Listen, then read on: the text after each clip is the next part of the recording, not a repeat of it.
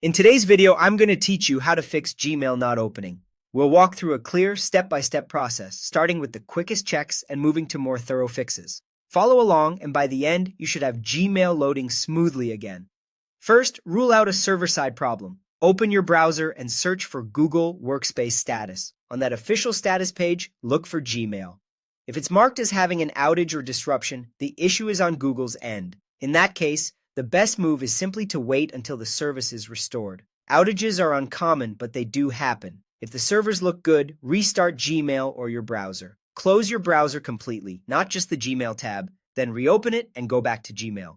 On a phone, close the Gmail app and relaunch it. This quick reset often clears minor glitches that block pages from opening. If that doesn't help, restart your device. Power your phone or computer off, wait a few seconds, and turn it back on. A fresh boot clears lingering system processes that can interfere with apps and websites, and it only takes a minute. Next, clear cache and cookies, which commonly cause loading problems when they become corrupted.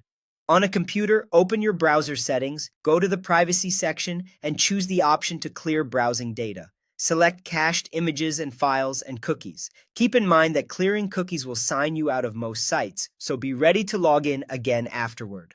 On a phone, go to Settings, then Apps, find Gmail, open Storage, and tap Clear Cache. This removes temporary files without affecting your emails. Avoid tapping Clear Data if you only want to remove cache. If you're on a computer, disable browser extensions. Open your browser's extensions or add-ons menu and turn all of them off. Then reload Gmail. Extensions like ad blockers, productivity tools, or password managers can sometimes block scripts Gmail needs to run. If Gmail opens with extensions off, leave them disabled while you use Gmail. Try incognito or another browser. Open a private or incognito window and go to Gmail. If it loads there, that points to a browser-specific issue such as an extension, cache, or profile setting.